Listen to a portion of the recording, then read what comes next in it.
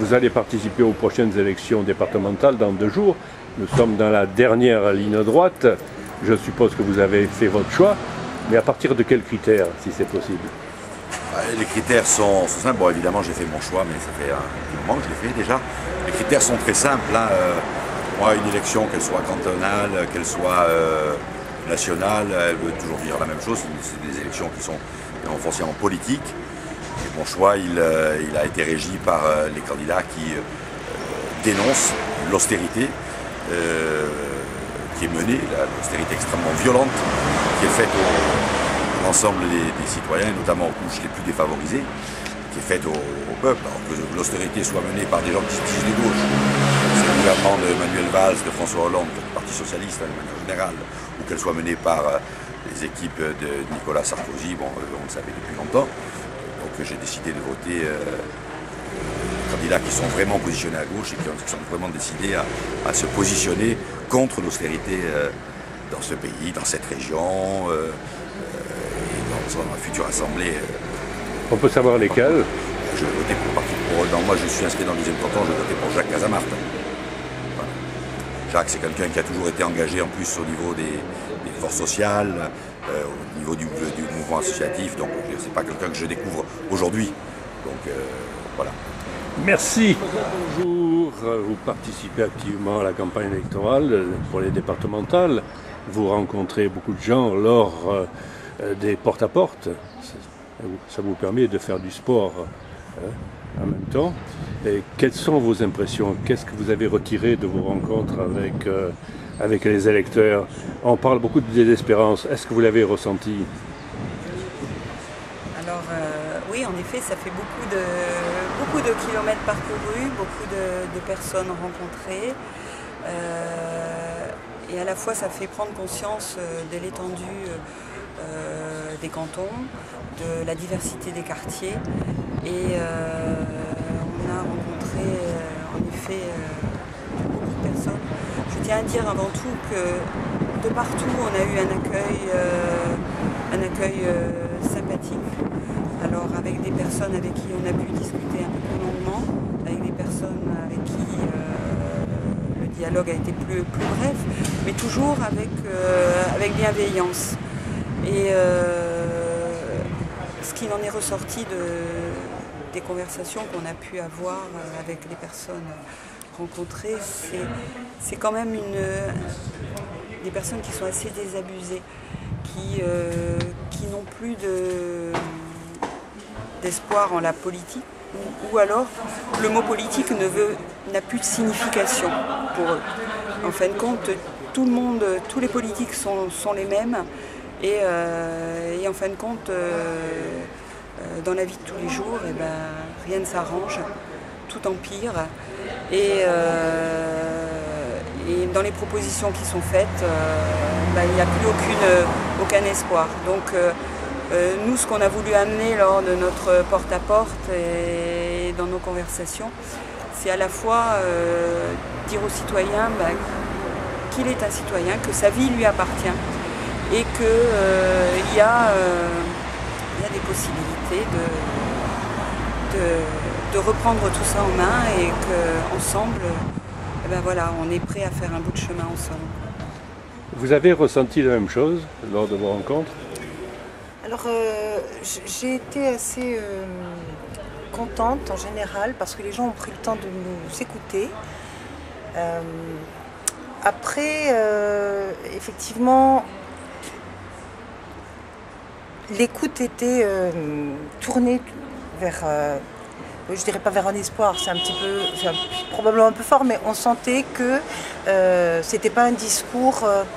C'était pas un discours que les gens avaient l'habitude d'entendre contre l'austérité. Pourquoi y a-t-il des gens qui savent plus quoi faire de leur argent et d'autres qui, en travaillant, ne s'en sortent pas. Des questions un petit peu générales comme ça sur le fonctionnement de notre planète, de notre pays et de notre région aussi. Voilà, c'est un petit peu ce que j'ai trouvé de plus flagrant, dans le sens où ça allait effectivement, que notre politique ou ce qu'on veut faire va dans le sens de ces personnes-là qui sont quand même effectivement pas des personnes très aidées. Est-ce que vous n'avez pas ressenti quelquefois le désir chez certains ou la tentation de voter pour le Front National? Parce que le Front National aujourd'hui lance une OPA sur la désespérance. En effet, des personnes nous ont clairement dit qu'après tout, voilà, ils seraient prêts à voter pour le Front National. Et en effet, c'est sur un fond de désespérance et à la fois, on est dans la difficulté. Le pire, pourquoi pas être tous dans la difficulté et tenter le pire en fin de compte pour pouvoir peut-être essayer de, je ne vais pas dire changer quelque chose, mais les gens sont venus à cet extrême, quoi, voilà. Et c'est très étonnant parce que des personnes avec qui on a discuté, qui donnaient l'idée au début d'une accroche plutôt à gauche, finalement on sent après dans le discours qu'ils s'en vont vers le Front National. Et ça c'était très choquant. Mais sur quels critères, sur quelle base ils sont séduits par le Front National? Parce que quand même on a affaire à une dynastie, à des gens qui vivent une vie de château, qui ne sont pas dans le besoin, qui sont à l'opposé de la situation que rencontre un tas de gens. C'est vrai, mais le Front National a pignon sur rue, manque alternative, front de gauche, comment avoir... Enfin, c'est pas du tout le même écho au niveau des médias dans la société. Et effectivement, il n'y a pas d'alternatives qui sont posées, si ce n'est les classiques, PS, UMP, Front National. Les deux précédents ont été essayés, alors on va essayer le Front National. Ça va pas plus loin que ça, dans la mesure où c'est effectivement des propos démagogiques. Quand on s'adresse à des gens, je pense en particulier à un couple, tous les deux au chômage, des problèmes de logement, pas des gens abandonnés pour autant, mais des gens qui ont des grandes difficultés dans la vie, évidemment, ils vont au Front National. On leur parle de rien d'autre. Les médias, la presse, c'est difficile après d'aller fouiller sur Internet pour trouver l'écho des Grecs, des Espagnols.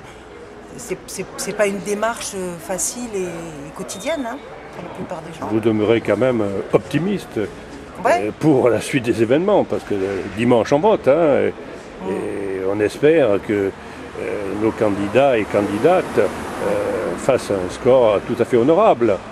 Parce que pour nous, c'est un test, c'est la première fois qu'on va être confronté à l'appréciation des électeurs. On espère que beaucoup de citoyens se déplaceront, parce que le droit de vote, c'est un droit, et il faut le conserver à l'heure où les droits des citoyens sont souvent remis en cause. Donc c'est une expression, et c'est le moment ou jamais de s'en servir. Et on espère qu'on aura au moins pendant cette campagne pu faire prendre conscience ou tout au moins toucher des personnes avec cette nouvelle alternative que l'on propose. Et comme l'on dit, osons inventer l'avenir. Bien, merci. Bonjour Christelle Boutry, vous êtes candidate avec David Frot dans le 3e canton d'Ajaccio. Vous avez fait beaucoup d'escaliers, vous avez grimpé pas mal d'escaliers, vous avez fait beaucoup de porte-à-porte, vous avez rencontré, hélas, souvent la misère, la désespérance. Quel sentiment vous en retirez de vos rencontres? Qu'est-ce que disent les gens? Quelles sont leurs intentions, leurs désirs, leurs souhaits pour sortir un petit peu de leur situation extrêmement précaire? Bonjour Jean-Pierre. La première chose qu'on a pu constater, c'est le désespoir des gens et le problème qu'ont les citoyens à se reconnaître dans les politiques actuelles, aussi bien en UMP que PS. Donc on a espéré passer un message assez fort sur les idéologies qu'on dévoilait. Et on a retrouvé beaucoup d'espoir quand même. Lorsqu'on discute avec les gens, on retrouve un certain espoir, un certain courage et une certaine envie de se relever et d'aller voter dimanche. Et l'influence du Front National, est-ce qu'on la ressent parmi ces couches populaires précaires? Non, les couches précaires font surtout ressentir un problème de retrouver des repères dans la politique actuelle, mais on n'a pas ressenti vraiment la montée du Front National au contact des gens dans les quartiers.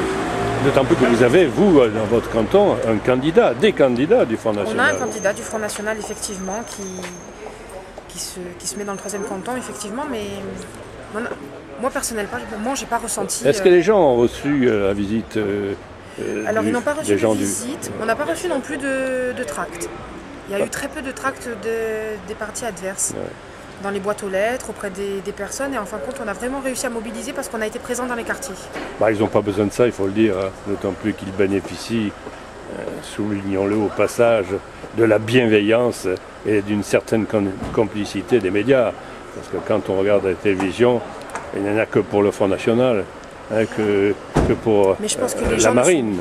Je pense quand même que les gens ne se sentent pas vraiment concernés par le Front National comme on peut le constater sur le continent. Espérons. Ou peut-être qu'ils restent plus discrets sur le sujet parce que ça reste encore un sujet tabou.